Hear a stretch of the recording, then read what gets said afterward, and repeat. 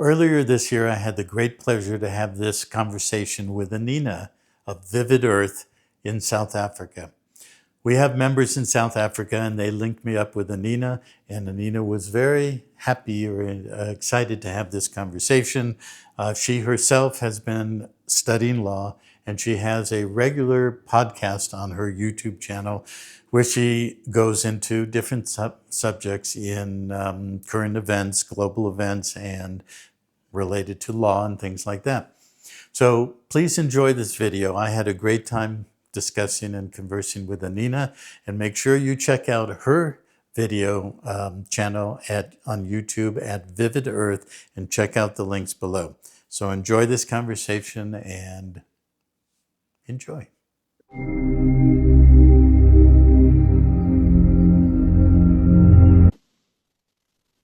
Hello everyone, welcome back to Vivid Earth. Today my guest is Kenneth Cousens. Now he's got a very interesting organization that he started many years ago and that I actually became aware of a few years ago. It's called PanTerraVida. It's basically a private society.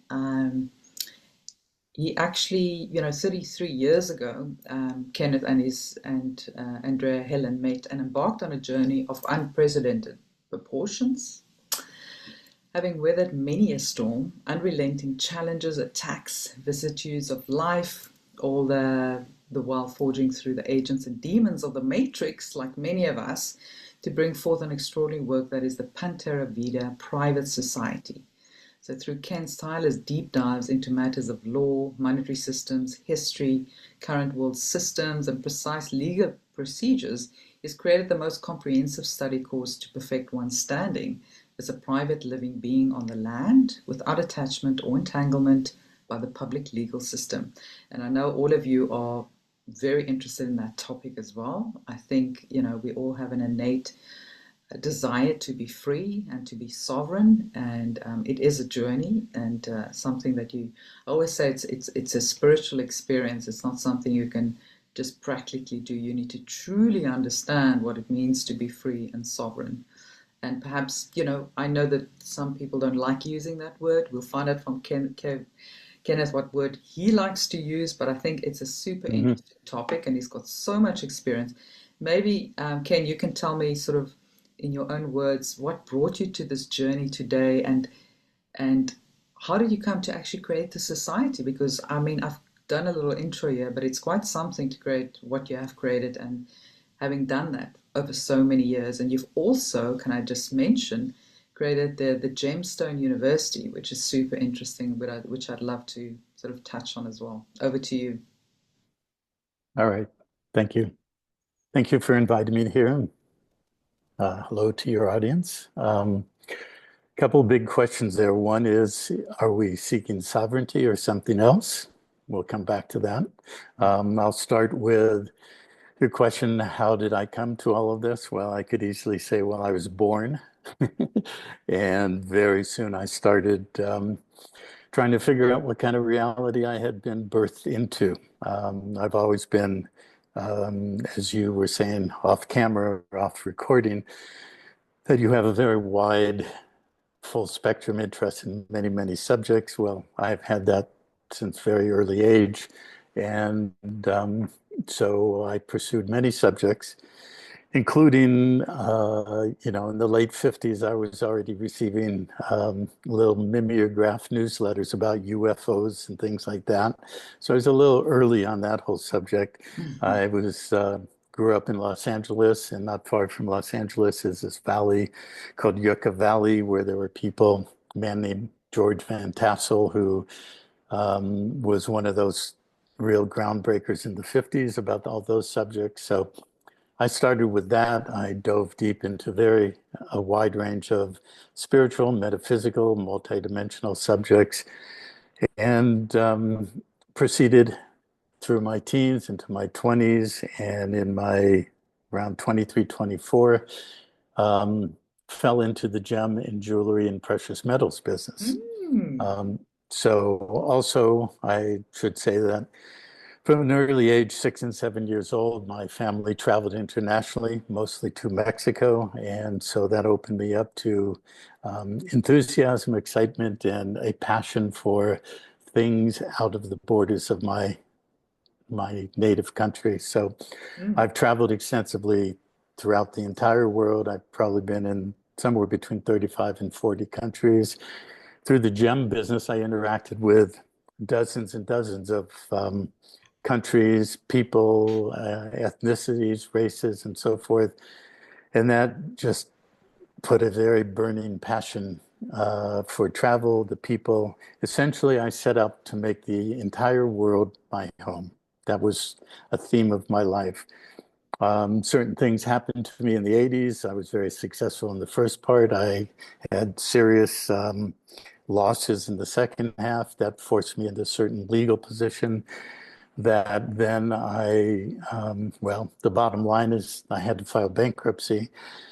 And I had managed not to do much, if anything, along the lines of paying taxes, or, well, I filed taxes, but I didn't pay taxes. And after I filed bankruptcy, my accountant said, well, now all those loss carry forwards that you have because of the losses you had, those go away, and now you're going to have to really start paying taxes. And I said, well, I don't think so. I've gotten used to not paying taxes. I don't like the thought of taxes. So I'm going to figure it out.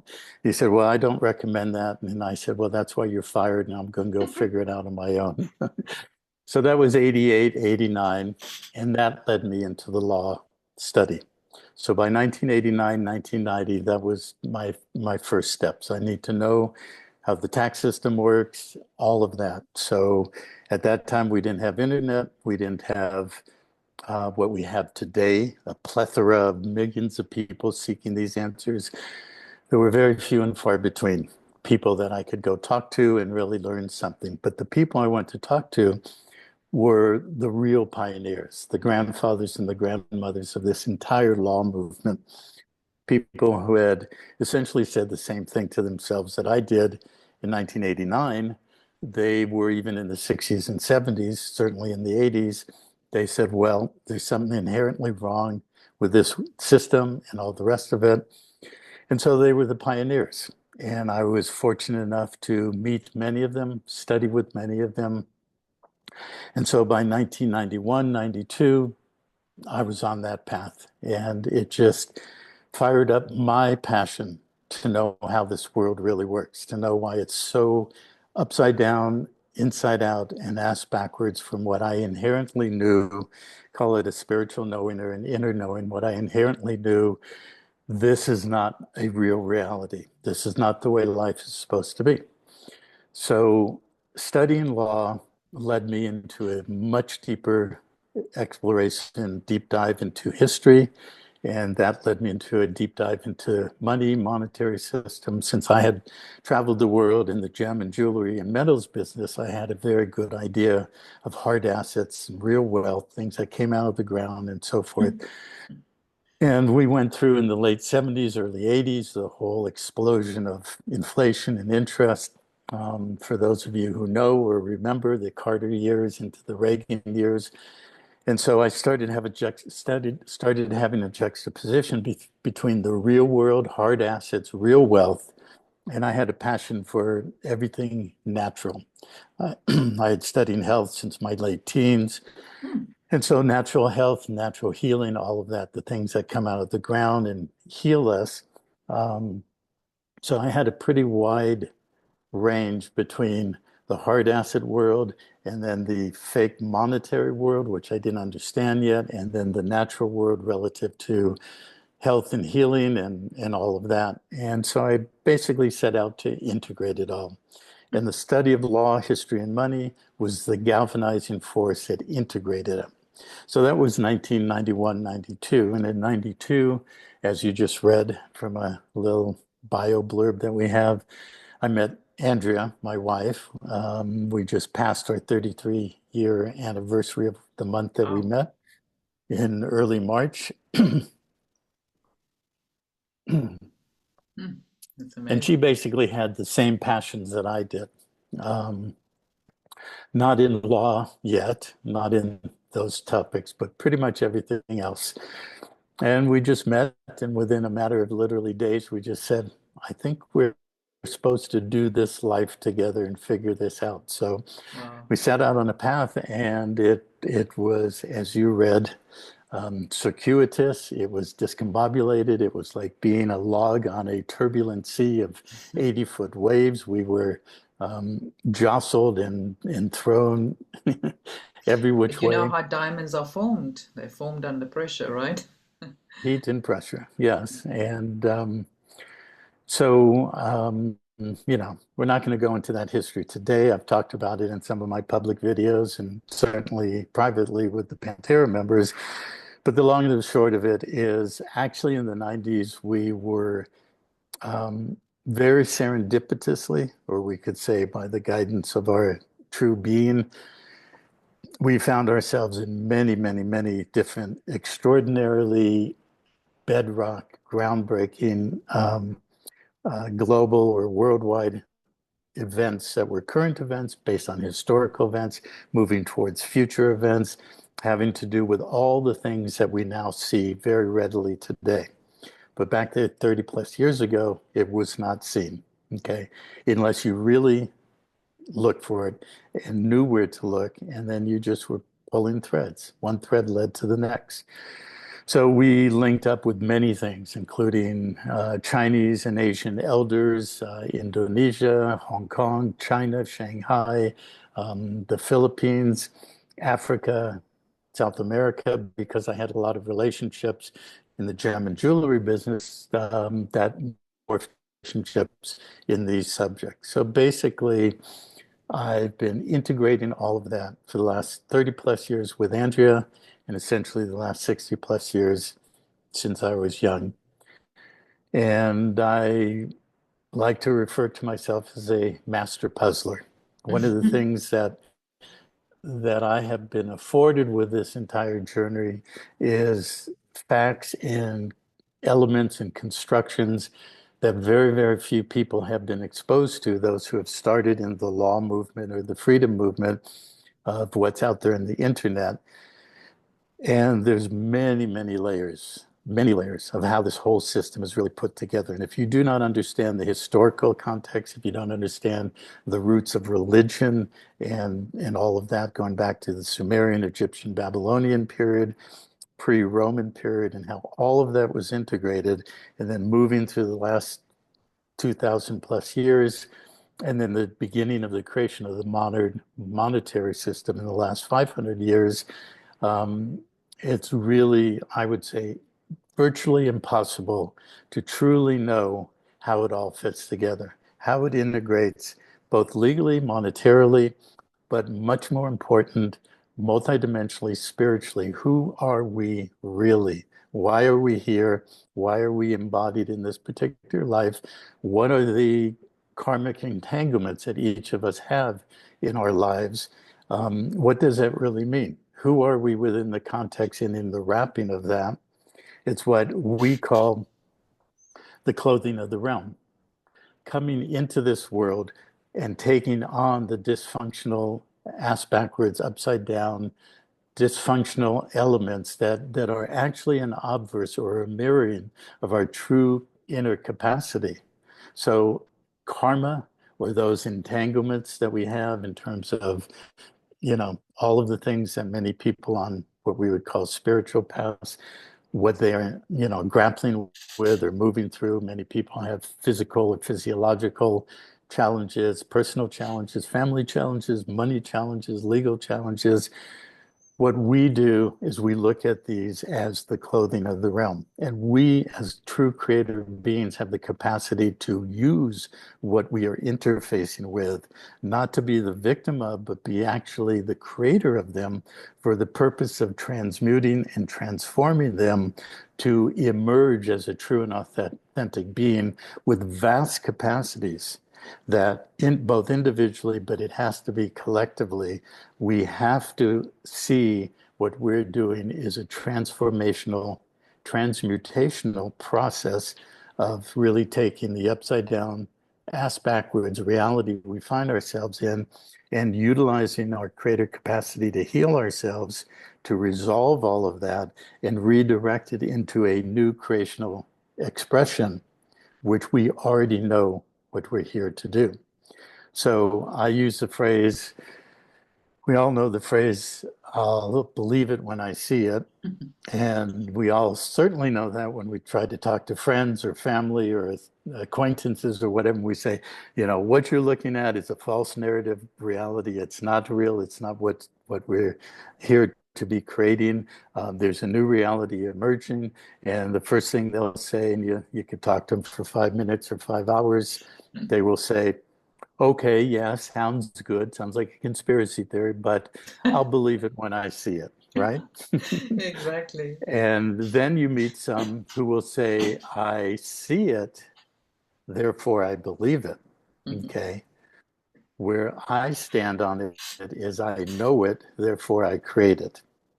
And when you know who you are and you know within the context of what I just briefly described, and you know what is actually what we're here to create, and you absolutely stand on that knowing, then the only thing really to do is to continue to create it while healing, while resolving all of the entanglements, and not let anything that will try to counter what you know, both about who you are and where we are, none of it can stop us. The only thing that can stop us is ourselves.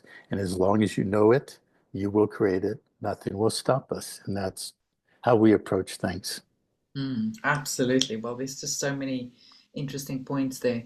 I just got to say, it's quite uncanny how similar our backgrounds are. I was, trained in jewelry design. I worked in the jewelry industry. I studied gemology. I, at some point, Mm. got involved in also diamond, a little bit of not diamond buying, but I was some kind of involved in that design, Brokering, the commerce of it. brokering. Yeah. Um, Hmm. I, I also had an innate interest in health and wellness, natural health and wellness. So it's interesting that there are so many similarities. But yeah, fascinating. Such a wealth of information just right there. Um, uh, I totally agree with you. People first and foremost need to understand who they really are and what their potential and their capacity is. We get beaten down so quickly when we are birthed into this matrix. It's like you have no choice. But I think some of us, I'd like to call it, have the rebel gene. We ask too many questions and we want Hmm. answers to them. And a lot of people say, but you're not supposed to ask that. It's like, just that's just the way it is. And actually, no. Why is it like that? And why can't I be free? And why can't I be in charge of my own life? Why do I have to have a government or this or this or this? Um, for lack of a better word, lord over me. And so I never really understood that. And That's a good word. I, That is the word. yeah, so I think it's all very interesting. So some of us just have that innate interest and so rewarding. And I've also, as I said to you earlier, have such a huge interest in law as well, but I've not been in it nearly as long as you have. But I'm interested in based on the fact that I try to understand how did we get here as well? How come it is like this? The system that we find ourselves in from the fractional banking debt-based system that we are in, uh, religion, the legal system, which really is just, layers that they put on top of what one would consider to be natural law and then common law, and then you can look at cosmic law, you know, the law of the land in versus the land of the sea, the law of the sea. And so I think all those topics are very interesting. And if somebody wants to truly be free and sovereign, whatever word you want to use, but kind of for me that describes it, then you've got to know who you are. And you've got to understand, like, we are the only species on this planet that has to buy land or pay rent. Like if you're an animal, you don't pay rent on the land that you are on. The land is freely shared. Well, perhaps animals, are more competitive in terms of Freely shared until the lion comes along and eats you. exactly. But because we're supposedly a more intelligent species, we should behave better than that. But it seems we haven't. and we've been indoctrinated into that concept of scarcity, uh, fight or flight, survival, competition, which means, today we are unable, for the most part, to work together and to realize that actually united we are so much stronger. There is no scarcity, there's no lack of anything on this planet, and we are the ones that we've been waiting for. No one will come and save us. We have to want to be free. We've got to understand what it takes to be free, and we've got to take full responsibility for our lives and be able to self-govern and live in harmony with one another. So I think those are the aspects that interest me. Maybe we can, dive a little bit more into PanTerra, how that whole movement, I want to call it, came about, and Okay. what is it in a nutshell? Okay. Let's put that second in line. And first in line, let's talk about the concept of sovereignty. Mhm.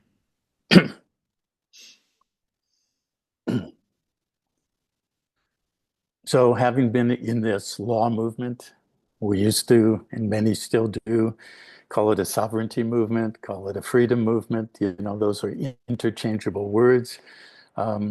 In the 90s, we all used the word sovereign or sovereignty quite liberally, um, pretty much everything was imbued with that concept.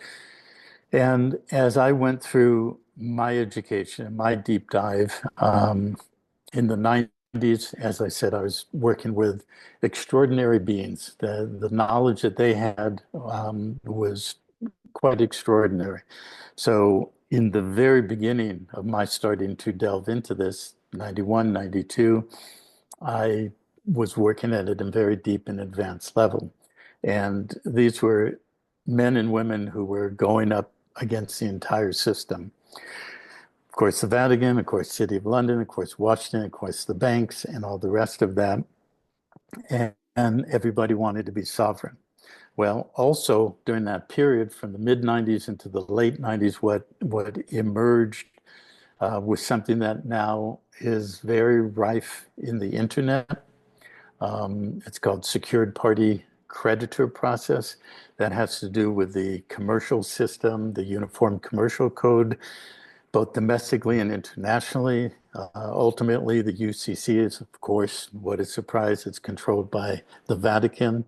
And but we all were trained, and those who, pioneered it came out with it's commerce that we have to master. There were people who were teachers that were, they titled their classes Masters in Commerce. And there were secured party creditor processes, and there were very leading edge teachers of that. So I immersed myself in commerce, commercial systems from the early 90s.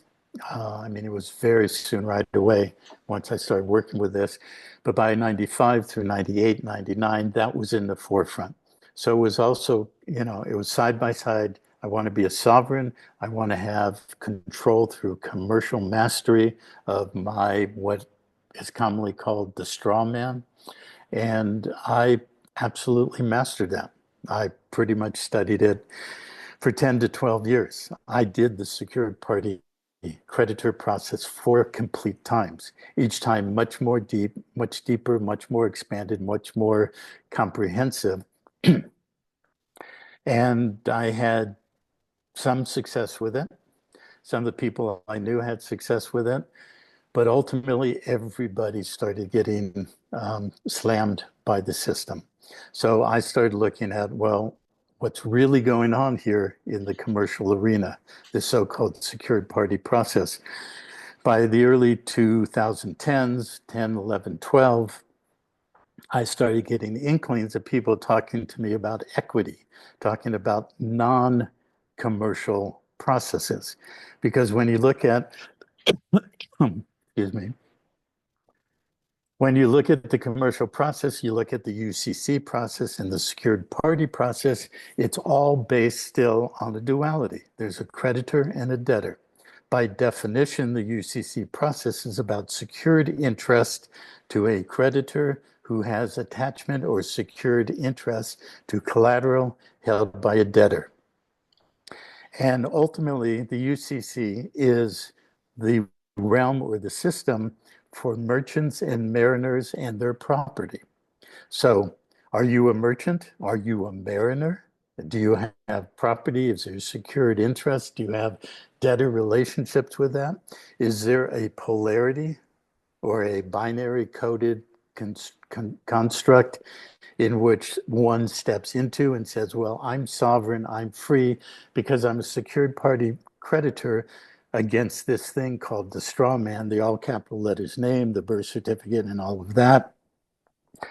But what people don't know, which I learned in the last 15 years and I perfected, is that when you attach yourself, when you think you're the creditor against this thing called the straw man, what's behind the straw man is your actual position as the bonded surety.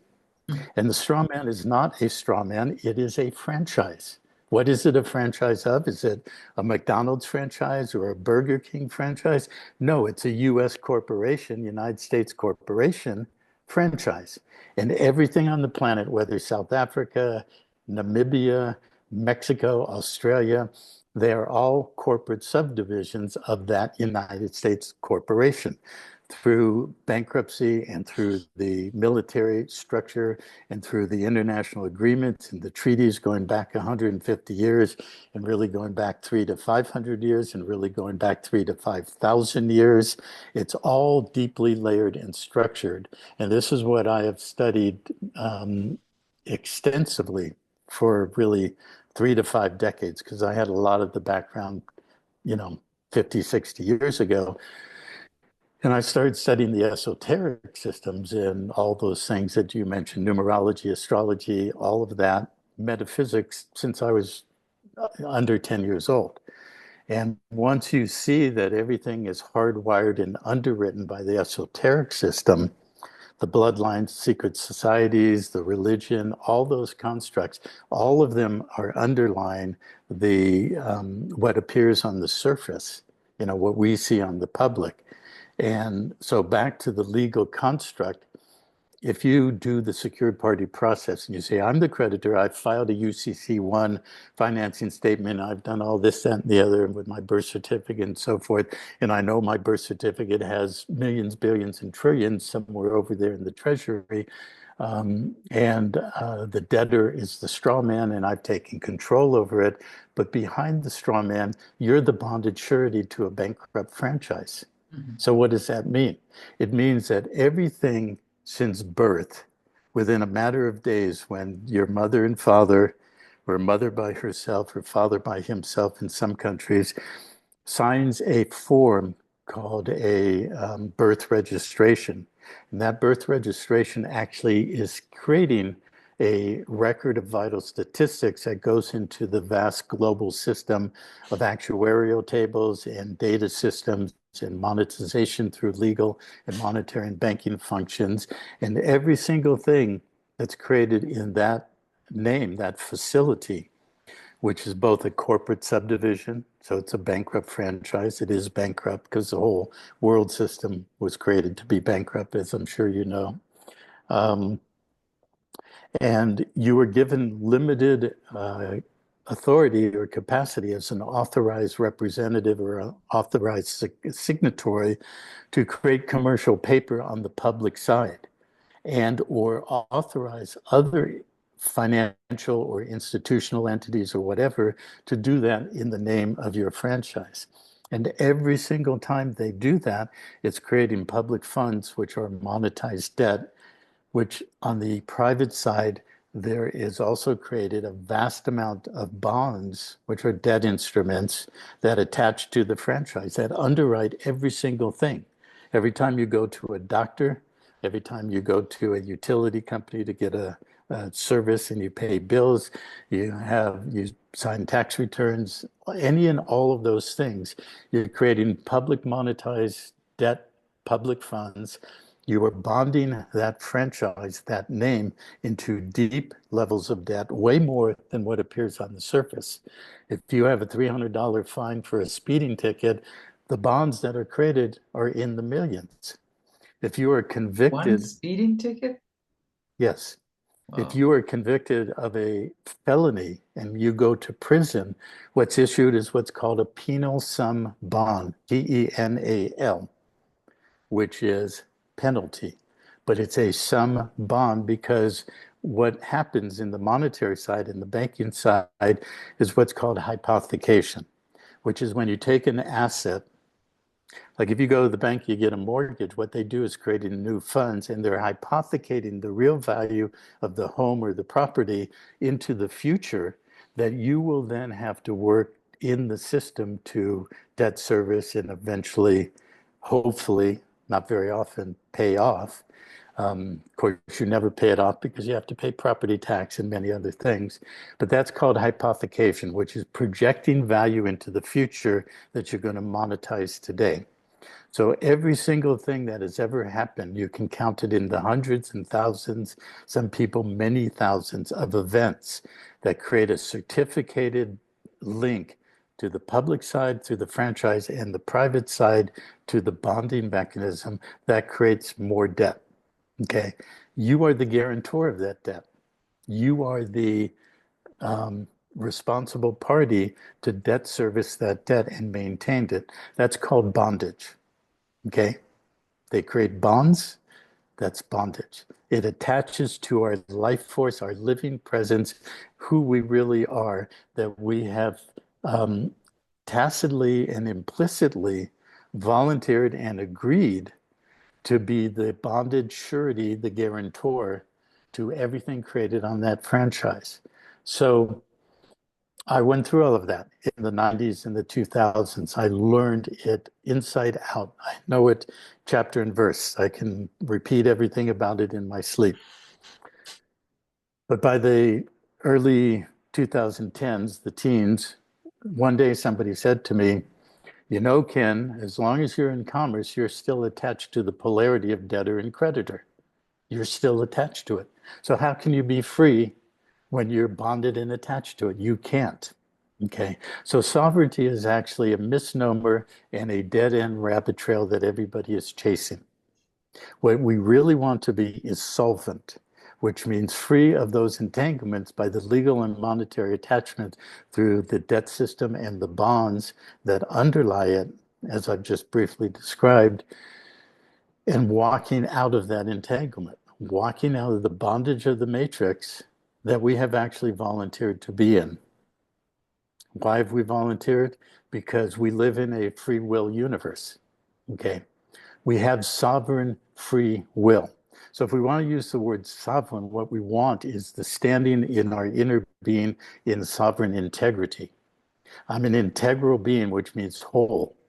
Okay. As a whole being with sovereign integrity, I achieve and stand with what I want, who I am, and who I state myself to be in this matrix reality. But within the legal monetary matrix reality, what we want to be is solvent, which means not attached without bonding or guarantor suretyship to that bankrupt franchise with all of those bonds and all of those debts, and to walk out of the matrix and walk into life. And that's what we do in PanTerra. Yeah, very well summarized. And again, a wealth of information right there. As I understand it as well, the accounting system that they use, basically, it's a double negative, right? So there's off book and on book system, accounting system. We only get to see the front of it. We don't see the back of it, right? Which is being hidden to us.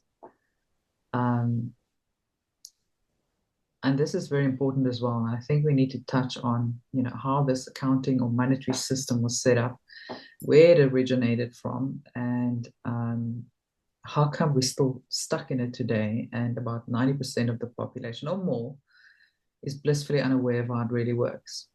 But maybe just before we get there, I mean, you sum up PanTerraVida as a private society, house of peace, society for life, mutual benefit society, private contract association. So what is the essence of what you're trying to create for the people?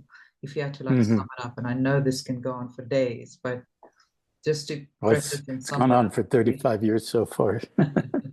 Yeah. So yeah, I can sum that up. So um, everything that I've learned and perfected and applied to what we're doing has basically looked at the system, the law system, as essentially neutral. I mean, we could say, yes, the legal system, it's, you know, it's diabolic, it's demonic, it does all these things, but that negates our true being as the true creators of this reality. Okay. So fundamentally, if we go way back, you say, well, where did it start? Well, it started beyond time. Um, this world is essentially what I have called for a long time a creational field. You know, it is it was one time how as creation works, an unmanifest creational field, a void, a dark um, matter field or reality um, expression that had not manifested yet. We could get into deeper and say, well, who created the unmanifested creational fields? Let's not go there today, at least. But a creational field requires beings that are source connected, that come into a creational field and begin to create within that field. And it has unique qualities, principles, expressions, and all the rest of that. And that's who we are, the beings who have the passion for life, passion for creation, passion for equity and balance and all of that. People listening to this call and many other people around the world, um, we could say we are real beings. We are source connected beings. We have creator capacity as co-creators who come into a creational field to create a reality. Okay. That reality is created with, just say, expanded layers of creational capacity, creational beings, and so forth. So it is not a patriarchal system with hierarchy and alpha males and alpha gods and all the rest of that. It is a truly balanced and equitable relationship in creation itself. So whatever happened in the eons of time since that inception point, at a certain point, a parasitic consciousness inserted itself into this reality and began to take it over and flip it over into what we have today, into a hierarchical, yeah, very imbalanced, patriarchal system that has no honoring or integrity with life or all the principles that we who are real beings, source connected beings, take as that's what life is. Um, and so um, one of you use the phrase cosmic laws, universal laws, or principles within this creational field is sovereign integrity and sovereign free will. That we are absolutely sovereign, free will beings with full integrity of who we are, source connected beings. And so the legal system, when you unwind it, and you go as deep and wide as I have, what you will see is every single element of what we find today in the matrix, all of the bonding, all the legal attachments, the monetary debt system and everything, it's all voluntary. Okay.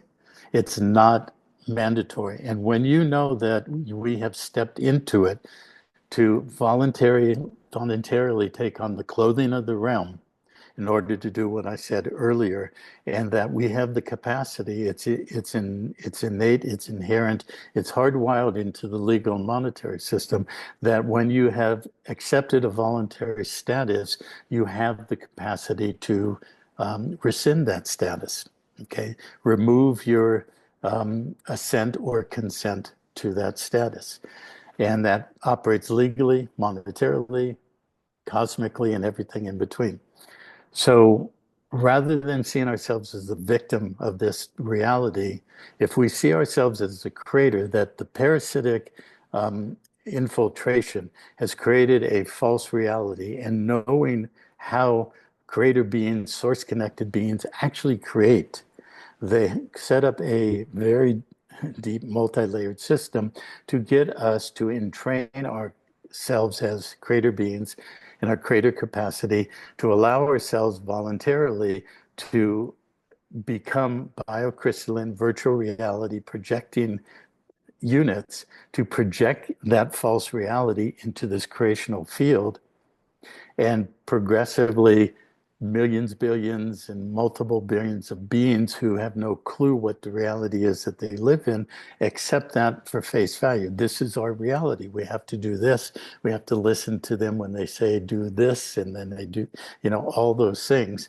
And there are billions of people, what people like to now call non-playing characters, and zombified hive mind Borg beings, which there are many, who just go along with the program. But when they're in physical bodies, they are still participating in projecting that narrative.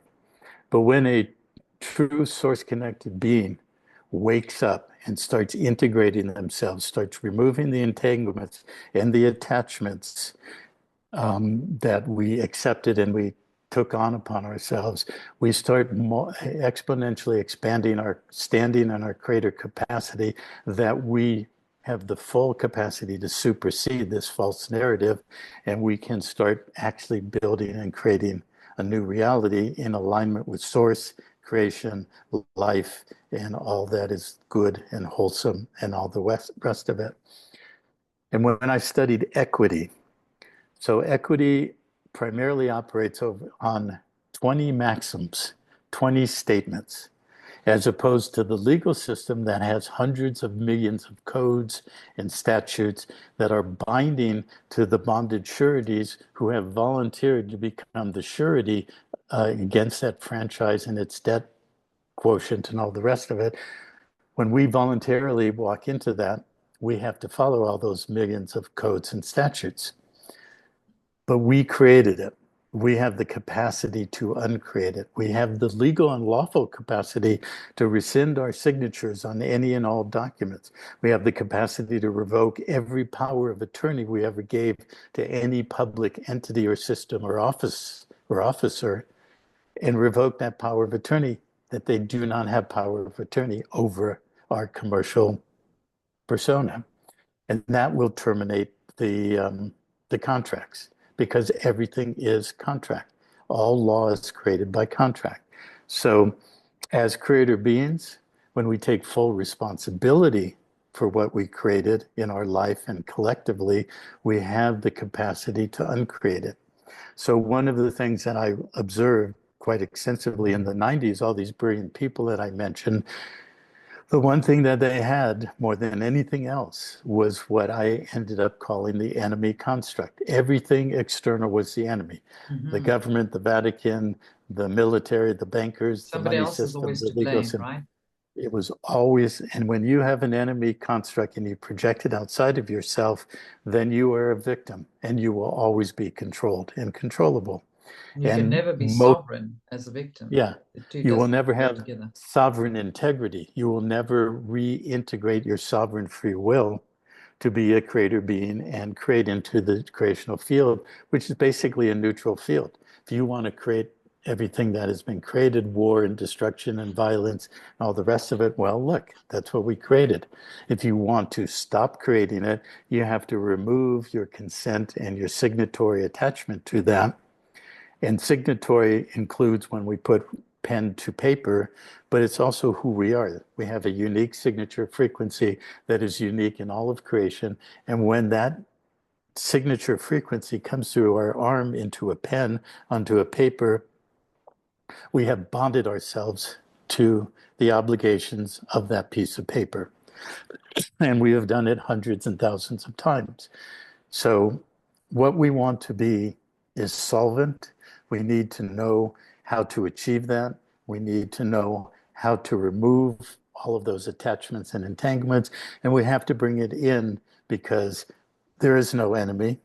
There is only the opportunity to see the reflection of our own inner separation and our own acceptance of a binary coded false reality that we've been playing in and we don't have to continue to play in.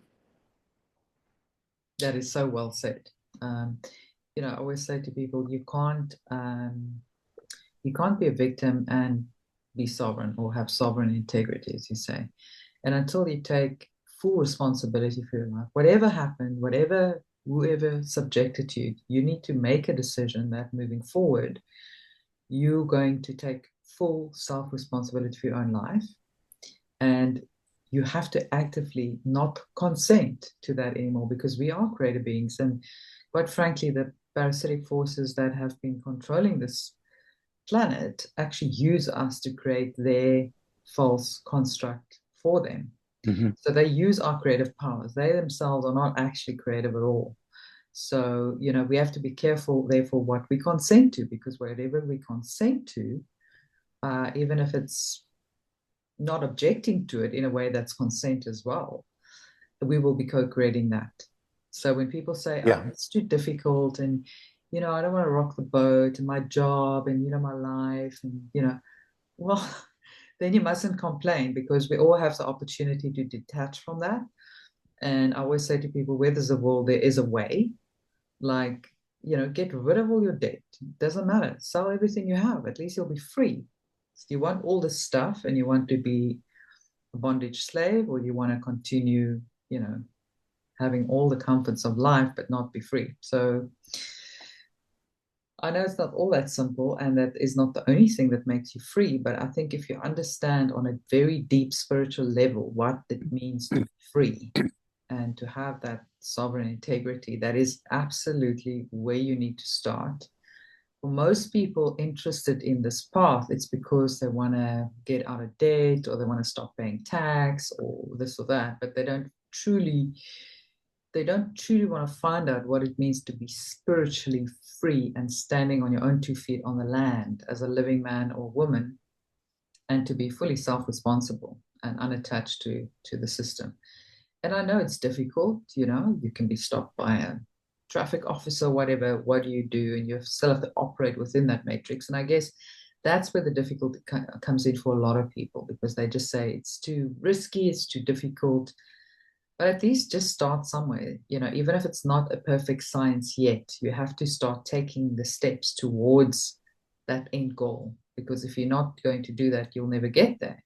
And you'll just keep recreating and reinforcing the false matrix in which we operate. Because basically then you're consenting to that. What are your thoughts on that in terms of, Well, let me ask you a question that you asked earlier that I said is part two, which is, well, what is PanTerra? How did that come about? What is its history? Where are we at today? What have we achieved so far? Where are we going from here? So, as I described my history in the 1990s into the 2000s and meeting and working with these people that I've mentioned, I met the pioneers of what many people use or attempt to use today, many erroneously or really not according to the law, and they get themselves in trouble. And I've watched that over so many years, decades really.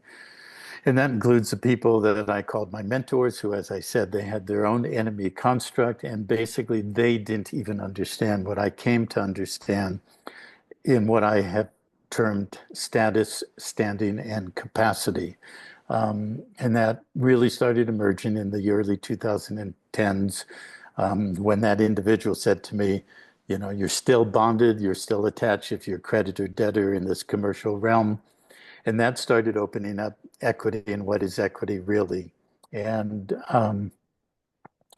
so a few of those people that I worked with in the 90s opened up and pioneered things about private contract trusts, pure trust organizations, unincorporated business organizations, things that nobody knew about except for a very few. I actually met and worked with the man who opened that up initially in the 80s and the 90s. And he taught me virtually everything he knew. Um, and ironically, he ended up getting caught for tax evasion. He was using the pure trust organization or private contract trust, and that's what I learned from him. And he was using it for numerous different functions. Ultimately, I came to know he didn't really know what he needed to know, and he got caught. The one of the leading experts in secured party creditor got sentenced to 17 years in prison for using that system. Okay. Another one of the leaders of all of that using secured party and related stuff, I don't know how much time he got, but it was somewhere 8 or 10 years. So I watched all and then another guy that I worked with, 1997, 98, he got sent to prison for 12 years. So I watched these guys get sent to prison. For one, because they had the enemy construct. For two, they didn't understand the real nature of commerce, and they didn't understand even these entities, the pure trust or corporation soul, and so forth, and how to structure it properly in what I call a multi-layered, multiple layers, multi-jurisdictional structure. Because if you use a single entity, a trust, or a single entity, a corporation soul, or whatever, the system is set up, you will never be able to function within the matrix. You'll never be able to be in the matrix without, in the matrix without, what's the word, in the world without in it, but not of it. Okay, that's what it is. The whole goal here is we're in the matrix. We have to utilize the matrix and its systems in order to buy and sell, to have a home, whatever, whether you own it, quote unquote, or rent it, whatever. But how do you be in the matrix without being of it? Being of it means your being, your life force is attached to it, that is continually destructing life and creating debt and all the rest of it. The secret is one, multi-layering so that you understand how to structure a multi-layered strategy of how to be in it but not of it. Well, I was learning that and coming to understand that when we first created PanTerra in February 2002. And again, I worked with several of the masters who knew how to do that. But it took me 12 to 14 years to actually know what it was. Fortunately, in those 12 years between '02 and 2014-15, I stayed enough in the background. I didn't chase rainbows because a lot of these people, they would learn something and they go, oh, I could do this. I could create this instrument. And I could go to the car dealer and I can buy a car. I can buy 5 cars. I can do this and that. Bills of And they exchange. always, Bills of exchange, right? yeah, and they all went to prison for that. Okay, so we didn't chase that. That's in the beginning when you read that thing about Andrea and I, what we did, and all the vicissitudes, and being on the, turbulent seas and being slammed around and everything.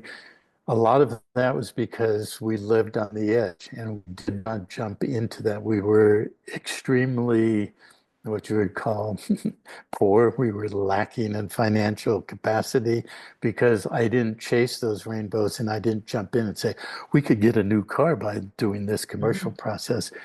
And so we stayed back and we watched that. And that's kept us safe and that kept me out of prison.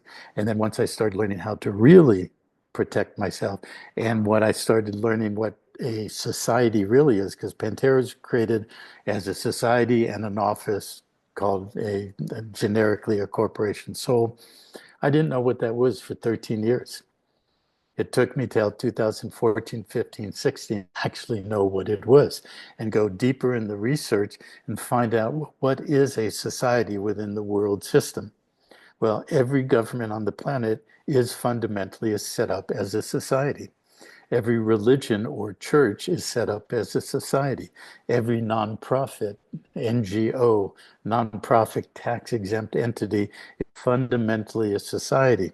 but they all have been given that quote unquote authority to exist as a society by some jurisdiction that's a domestic jurisdiction that's attached to the matrix bondage system. And if you don't follow the rules, they will come and slam you.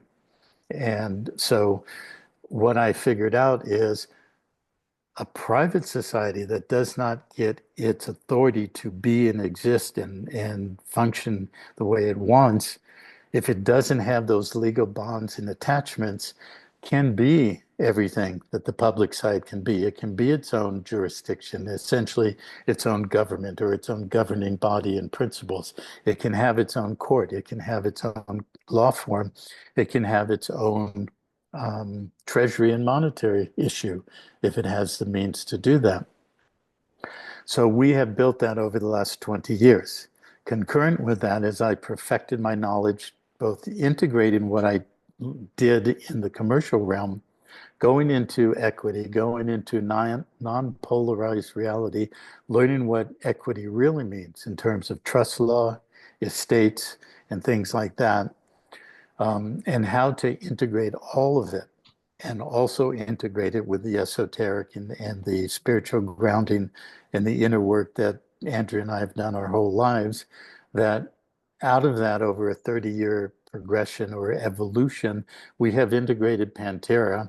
And originally it was called PanTerra de Oro, which means gold or golden, the golden panther and like that. And we went through a metamorphosis in the last 5, 6 years and came to about 2.5 years ago that we preferred to rename it as PanTerraVida. Now, PanTerra means basically across or whole, pan, terra, the earth. PanTerra de Oro was the golden across the world. And in effect, we, with PanTerra de Oro, went through our own alchemical process. Because alchemy is what? Turning base metal into gold, or spiritually turning the base dross of our dysfunctional, upside down, inside out clothing in the realm karma and entanglements, transmuting that into a bioresonant field that people would call an aura, which is based on the Latin word gold. So transmuting and becoming alchemically more of a purified being. But there's also traps in that. There are so many traps in the language, the symbols, the esoteric meanings of everything we've all gotten into, the spiritual paths, the esoteric paths, the New Age paths, the traditional religion, and we can get to that in a minute. But basically, the whole concept of gold and golden and the aura and the rainbow, there are hidden matrix hooks and traps in all of that as well. So we went through our alchemical process and realized that what we truly are is PanTerraVida. The whole world, the living earth, the soil and substance of life as Vita, the true life force, which is what the entire matrix system, the legal and monetary and bondage system is all about. It's attaching to your life force, your source connection, your genetics in a full expression, not just a double-stranded helix, but who and what genetics really is. Because if you study the biological processes in the Human Genome Project and the jab and what it's all about, it's ultimately all about taking corporate patented control over the genetic genome and saying that we own it as a corporate body. We can control it relative to the legal bondage and the monetizing capacity of that so that we can ultimately merge it with the AI construct so that it becomes a perpetual feeding trough that we, the parasite, can live forever, whatever they consider forever, even though that all parasites will kill the host. So that's not going to be forever for very long. But that's And what the it's host about. always ends up standing up for itself. So that system actually is not, it can never always exist because at some point the host will stand up and will Yeah, shake the parasite off. will heal itself, because that's the imperative of life. Life will always heal itself. Okay, a creational field will ultimately shirk or, you know, um, detoxify itself from a parasite. So in the healing realm, there's so much focus on parasites and detoxing and cleansing. We have to detox what's been put in the air, the sky, the injections, and all the rest of it. But that's a microcosm of the whole macrocosm. As we heal ourselves and we cleanse of the parasite, that's what we're doing on the macro scale. And the host is superseding the parasite at this time. So that's where PanTerra is going. And we have integrated the knowledge of how to create a society, how to be in the matrix but not of it, how to create multi-layered structures to be able to operate in the system without being bonded or attached or parasitically sucked on by that parasite. And that's what our education is. That's what Gemstone University is. That's what we have been teaching for 30 years, and that's what we built Gemstone for the last 12 years. And in the last 12 years, I have really advanced through integrating my knowledge of trust and equity and how to utilize them properly, how to always follow the law in whatever jurisdiction you're in, and having the power that you can operate within a jurisdiction. So when you said earlier, people say, oh, I'm afraid, you know, I lose my job, my this, my that, or they'll come do whatever. Well, first of all, that's a good position to start with. If you don't have that healthy fear of the system and know what it's going to do, if you are uneducated and you do not know how to apply this knowledge, then if you don't know that, then you're going to get in trouble, you know. But if you do know that, then engaging a real comprehensive grounding and integrated educational process with hundreds of people who have already done it, who have walked the path, who are there to support each other and new people coming through. That's what PanTerra is. And that's what PanTerra is uniquely in this whole movement, because that's the other thing that I saw in the last 3 decades. You know, the people that I studied with, the people who had seminars and week-long retreats, we all went to them, and I went to dozens and dozens of them, and I met all the people who were studying, and I met the teachers and everything. But when those events were over, we left and we went back home. Yeah, we kept relationships and we were connected, but by and large, there was no continuity in the support system. And so Andrea and I looked at that and said, well, that's lacking. The knowledge of real law and equity is lacking. The knowledge of sovereign integrity, the enemy construct, all of these things were lacking in that law movement, and they're still lacking in most of the things that are out there today. And there are hundreds, at least, people teaching secured party creditor, you know, commercial so-called remedies, many, many things. But they're lacking in so much, both in terms of the knowledge, the integration, and the environment that we've created as a private society that is a sovereign body politic. And that has been proven. We've road tested it for 20 years. We've had virtually every major agency come after either me or PanTerra. And because one, I did not go into a polarity with them, making them the enemy, but I actually received them in peace. And when you know how to work in the law is your friend. And in fact, these agencies are converted to being not necessarily your friend, but your, you know, cooperating interface between the private and the public. So I've had the IRS, the SEC, the FBI, federal courts, state courts, others come at us, not for a long time. This is like 10 years ago. And because we were walking the path of peace, going to peace, they were not repulsed as an enemy. I literally invited them in. I said, okay, well, let's look at what is your need here? What is my status? What is my capacity? And how to settle and resolve this. And what we did. So we built PanTerra through all the vicissitudes and everything else to be where we're at today. That is phenomenal. I really think you're like a pioneer in this movement, and you've got 30 years of experience to back it up. And I think that's incredible. And it's true what you say. I mean, you can't fight fire with fire, right? It just doesn't work.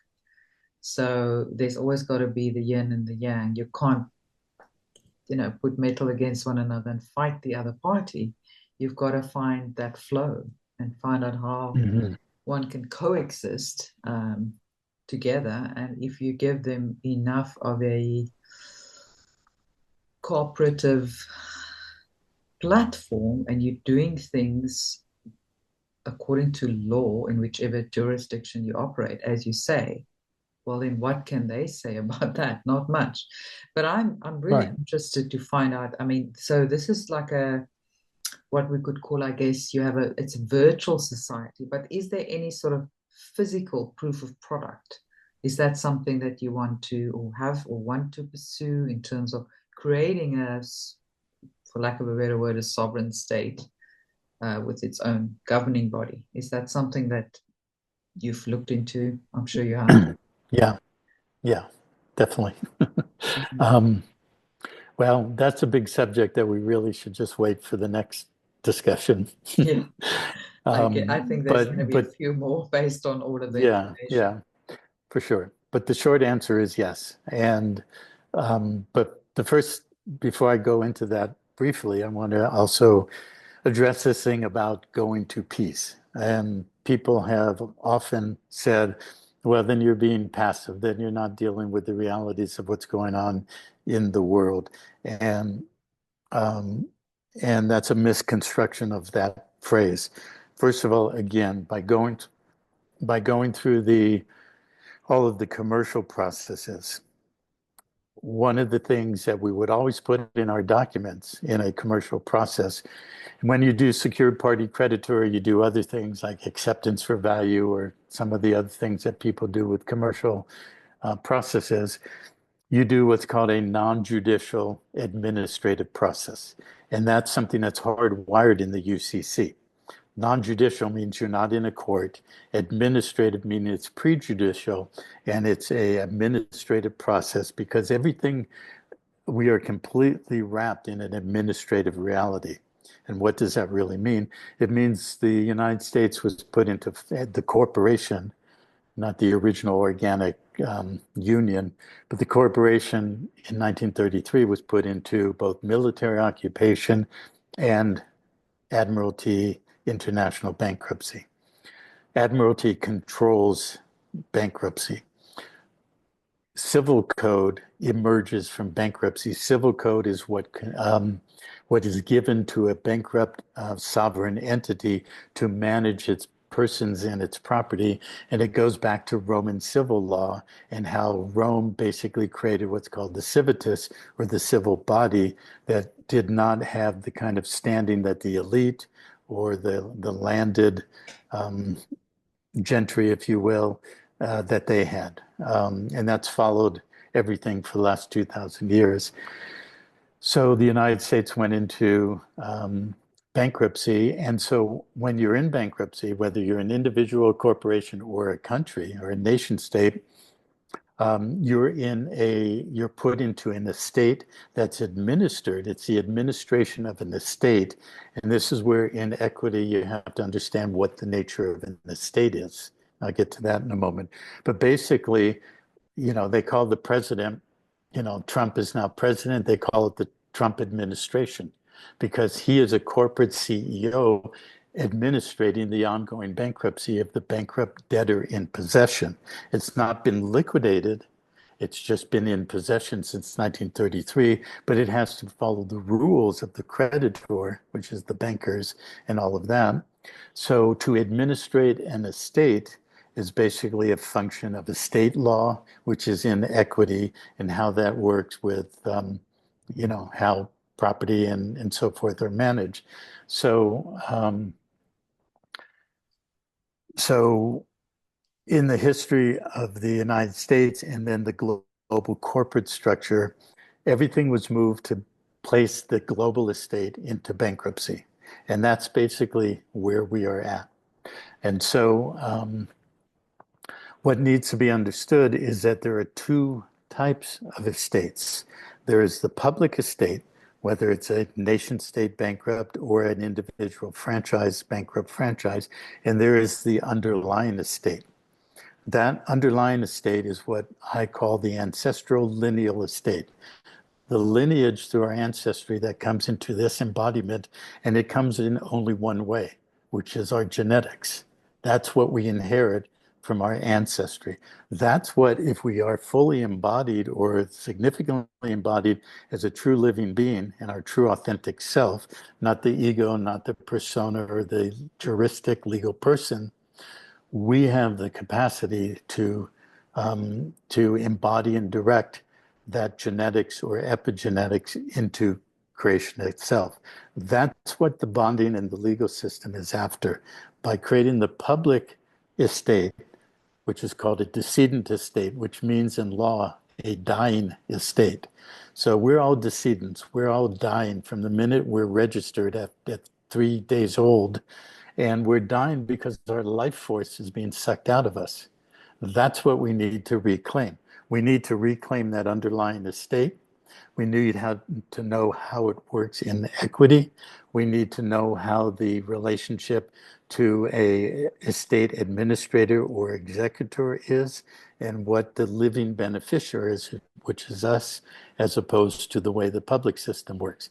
So all of this has to do with both the legal and the monetary function, the bonding function of the debt-based system, but also who we are as source-connected beings.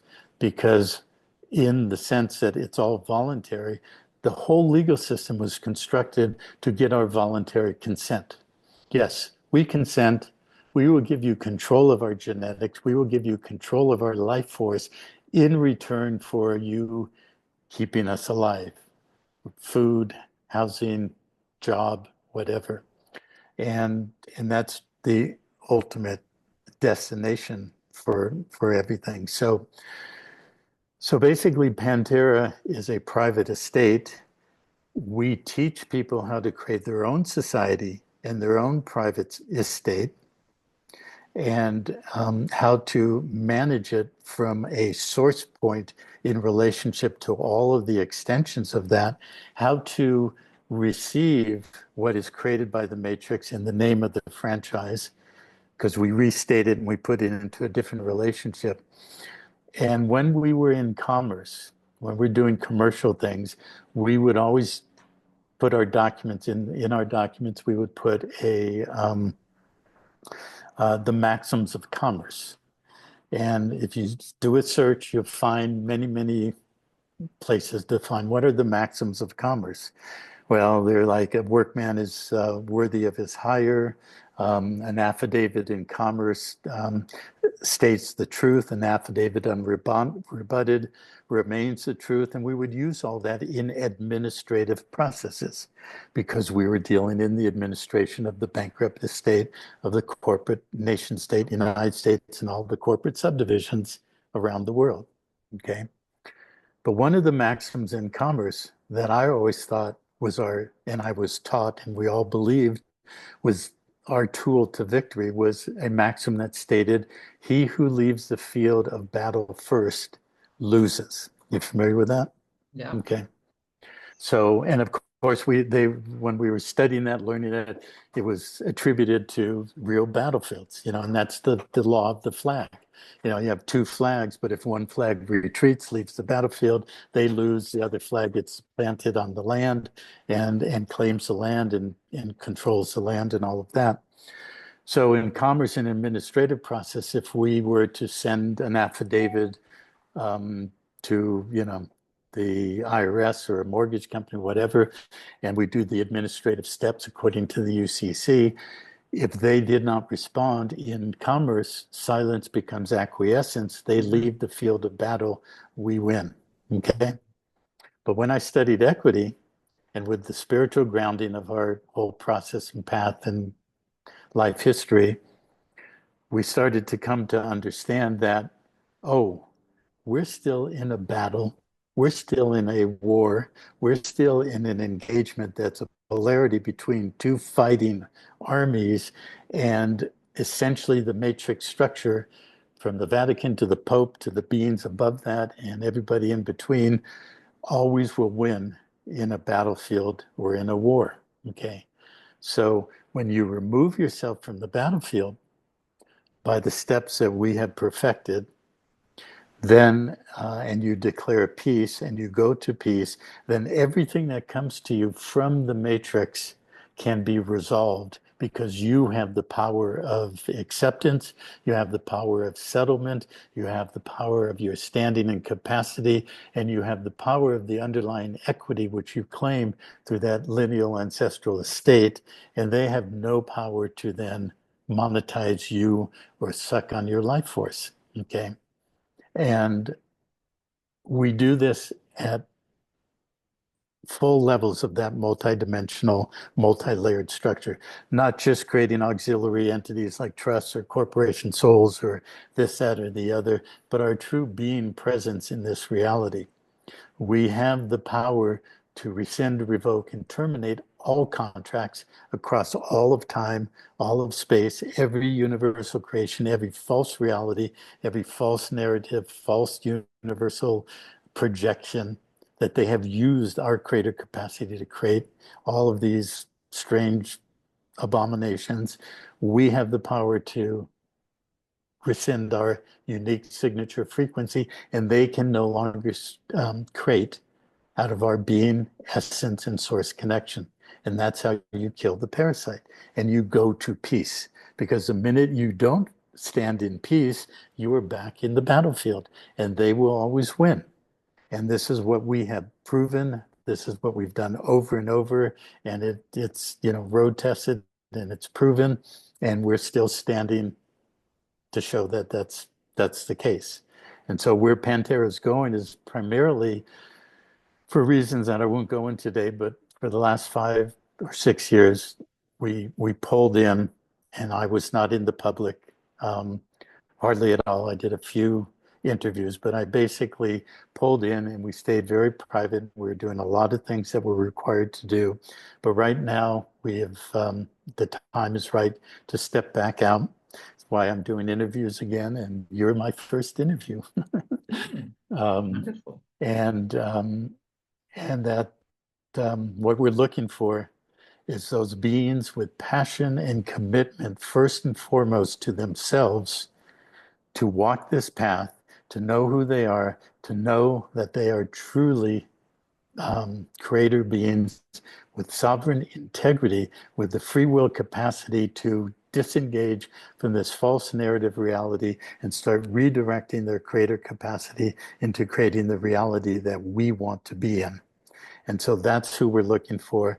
And yes, it's a hard path because we're gentle in many respects, but we are also hard taskmasters. We've gone through really 30 years of trying to work with many people, the last 5 to 8 years with quite a number of people. And we have found that most people are not ready to break through or pierce through their own limitations, their own resistance points. Many people were programmed to argue for our limitations. Because see, that's what you basically said. Well, people will say, "Oh, I need to protect my job, my family, my this, my that." Okay, you're arguing for your limitations. Okay, you don't need to do that because you are a source connected creator being. So you were either pander to their program of lack and limitation based on fear and survival, or you will come to grow into knowing who you really are and know that nothing can stop you, that you're an unstoppable force of creation, and you're here to co-create what we are all here to create, which is a reality that honors all of life and all living beings. Wow, that's so beautifully said. I absolutely second that and support that. And I think that is amazing. You've been on a incredible journey, and in many respects, walk the hard path for many people to come after you. So you cleared that path in many respects. So I have a lot of respect for that, and I think it's incredible. There's so many more different subjects we can dive into that I'd love to dive into, but I don't want to turn this into a 5 hour A marathon, show. yeah. We want to make it Well, digestible for people so that they yeah, can, well, I think we've covered what we wanted to for our first discussion. yeah, I would love to at a later stage dive into other subjects. Um, so what do you want people to know right now? What is kind of the call to action? What do you want to leave people with to ponder Hmm. about? Well, several things. Because we are the creators, but we have been entrained as the biocrystalline virtual reality projecting units, that we have been projecting the movie of the parasite to basically build our own prison and eternal bondage, not only for ourselves, but all of our posterity for all of time to come, that there are enough beings on this in this world, whatever it is, it's a ball, it's a pancake, it's a bowl, it's a crater, it's, whatever. It's all the above.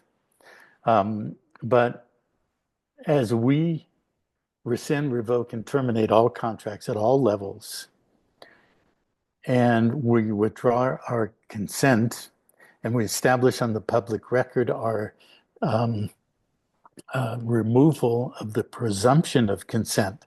Because when you go into their system, paying your utility bills, paying your taxes, going to court, whatever it is, there is an underlying presumption of consent. You show up, they read your name, you respond. That is consent. Mhm. Okay. I mean, I'm sure you've heard more detail You've about that, agreed to but the that's, offer to contract, right? yeah, exactly. Um, so when we remove that presumption of consent and we legally, monetarily, energetically, multidimensionally disconnect from it, we are no longer biocrystalline virtual reality projecting units projecting their false narrative into a manifest reality. So one by one and exponentially over the last 100 years, more and more beings did that in their lifetime. Many who have already passed away, many who are in their late years, in their 70s and 80s, and many coming up who are seeking the truth, seeking to really know the truth of the reality that we're in. And there's a lot more that we can discuss about the reality that we're in. Um, but the path that we have walked of understanding the law, understanding the bondage and the monetary entanglements, all that, and the karmic and otherwise, the path is about um, knowing that we did it with purpose and intent, and that we did direct it by our will, and that we have the capacity to regenerate and strengthen our will to be the directive principle going forward to direct that will, that creational capacity into a new reality. In order to do that, we must have the knowledge. We must understand. If you don't know who you are or where you are, you're not going to get to where you're going. It's as simple as that. I used to use I haven't said this in a long time, but I'll say it. You know, I'm in California, grew up in Los Angeles. There's piers along the coast, and the most well-known name is Santa Monica. And if you're standing on the Santa Monica Pier facing west to the Pacific Ocean and you want to go to New York and you start walking straight ahead and you think you're walking the right direction, all you're going to do is take a long walk off of a short pier, end up in the breakers, slamming you into the pylons with the barnacles, and you will be ripped to shreds. Mm-hmm. If you don't know where you are and you don't know who you are, you will never get to where you want to be. Mm-hmm. So this is what we created, Pantera and Gemstone University, and everything that we do is to teach people who you really are. You already know in essence, but there's a lot of detail yet to be unveiled, and to know where you're standing and know why you can't get to where you want to be from where you are now, and have the knowledge of how you can get to where you want to be. And I would sum it up in saying where we want to be is we want to be a fully embodied, true and authentic self being in this body with the living capacity to create as a co-creator, cooperating with the creational field, with the feminine principle, which is the life force, which is the regenerative principle. The masculine principle is the directive, that's the will. We have been trained by social programming, educational programming, and most especially religious programming, not to have a will. You know, it's hardwired. It's my will that thy will be done. Well, Mm-hmm. you're going to find out whose will you have been giving your creator capacity to, and it ain't who you think it is. Mm-hmm. So it's a matter of re-strengthening our will, grounding ourselves in our regenerative capacity to hold a field from which we create, and we stand together to co-create. And so as far as I'm concerned, education is fundamental. It's the absolute foundation, and that's what we've built. So where would I like to see people go in this new outreach that we're doing to invite new members to join us? You can go to Freedom Absolute, because freedom is one thing. You know, you can be legally free and still be enslaved. Mm-hmm. But Yeah. freedom absolute is the state of being where you have no attachments, entanglements, or bonds that undermine your true sovereign free will and your sovereign integrity. That's what I would rather hear people say than say, I want to be a sovereign. Just freedom absolute, standing in sovereign integrity, regenerating or reactivating or strengthening my directive principle as will, standing and grounding in this creational field, which is the feminine principle of life, and remembering how to create again. So Freedom Absolute is our new YouTube and Rumble channel. It's connected to Patreon and Substack so that we have people subscribing now. When somebody subscribes to one or the other, and it's a paid subscription, and there's a reason why it's paid now, because we, for 5 years, said there's no, no monetary payment, but we found that people actually abused the privilege, and they had no skin in the game, And and they they don't came with respect other it if they get agendas. it for free, right? Yes, because we're still hardwired to the monetary side. Very few people are free enough, because what we did is we set it up, become a member of Pantera. The price of admission is your being, your passion, your commitment, your excellence, and your brilliance. And do you know how few people that came in under those terms actually paid the price? Mm-hmm. Very few. Yeah. So, okay, so we'll go back to the money part. So it's a Self-serving, paid not serving subscription. others. Yeah. So go to freedomabsolute.substack.com or go to Patreon. I don't know. I think it's just Freedom I'll leave the Absolute. links below Yeah, in the show notes. please do that. Or you could go to gem.university and look for the application and all the instructions to apply to be a member. Because once you're a paid subscriber, you not only get the Substack private side or the Patreon, you get immediate, well, it's not immediate, you take a couple of very simple steps and you become a member with access to gem.university. And we have a plethora of education in all these subjects, and you start basically integrating what we're really doing and how that can be something that you can do, co-creating with us with a lot of guidance and support so that we can build this together.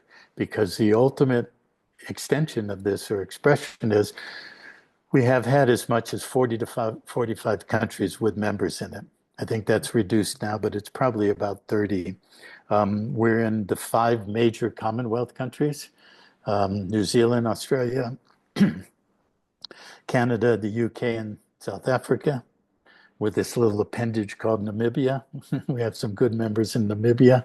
Um, and we are transposing the status correction process from the US system into the Commonwealth system. We're about 75–80% done with that. It's a massive task that took us 5 to 7 years, but we've perfected that so that now we have people in South Africa and the other countries who have come together as their own society, because it's a decentralized model It's not hierarchical, even though we do direct from the center. Hang on. Absolutely wonderful. But we're building on the principle of sovereign integrity. But we're also building on the principle of whole systems and interdependent systems so that we remain and retain a unified field. And we had to go through a lot of that where people constantly wanted, oh no, we don't want to follow you. We're just going to take it and run. But we have the model and the blueprint. And I can absolutely say nobody has the model and the blueprint that PanTerra has. It covers it all. And we're building a new model for society in a decentralized, self-directed, self-governing manner where people come together, and we've created our law form. We've created our court articles and model, which you can find at ptvcourt.org. And so you can go to either ptvcourt.org, gem.university, PanTerraVida.org. You'll find many, many things here. And so that's where somebody can start. And we invite you then to join us, become a subscriber, and start learning what really you need to learn. Incredible. So, such a wealth of information. I think anyone will be so lucky to be part of this family. And I think, we're doing it for everyone that follows in our footsteps, the generations to come. Yeah.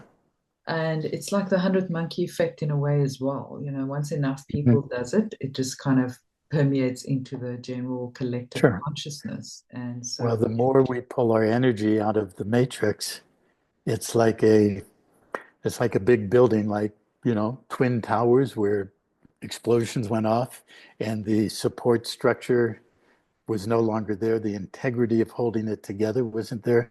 And for a moment, it's still standing as if it's still an integral building, but then it collapses on its footprint, you know. And that's really what the matrix is. It doesn't exist. It's a false narrative reality. And we have been sustaining it by the allowance of consent to attach to our source connection and our creator capacity. Withdraw that, redirect it, and the matrix just will implode on its own lack of integrity, and we will start building a new integral expression of our creation. yeah, a parallel society. Once we withdraw our energy from the matrix, it's going to self-implode. And we have that responsibility to do it, not just to trust that there will be people doing it for us, because that's just, falling back into a victim mentality. So, such important work, incredible, and so time is right now to be diving into this information. So I encourage everyone to dive down the rabbit hole, have the discipline and the work ethic and the tenacity to walk that journey and to truly understand what it takes for you to be free and have that sovereign integrity. So beautifully said. And I really look forward to jumping into or diving into other subjects as well, because it's such a wide topic and so fascinating. But I think, that's kind of a digestible portion that we've delivered tonight. Yeah. And I hope people enjoyed The that. first of a 12-course meal. So that was the appetizer. I like that. You must give it time to digest before the next Yeah. course. Yep, for sure. Well, thank you for having me. I've enjoyed it very much and look forward to our next talk. Wonderful. Thank you so much, Ken. Thank you, everyone. See you soon. I hope you guys enjoyed that. So all of the links we mentioned will be left in the video description, the show notes. So go and check it out, learn more. And I hope many of you will dive down that rabbit hole with me. And last but not least, make sure that you are subscribed and you like and share this information, because this kind of truth needs to be shared. And it's been explained in such a beautiful, concise way that I think a lot of people will be able to digest that information and be hungry for more. So the truth is a wonderful journey. So thank you for joining me, and I'll see you on the next one.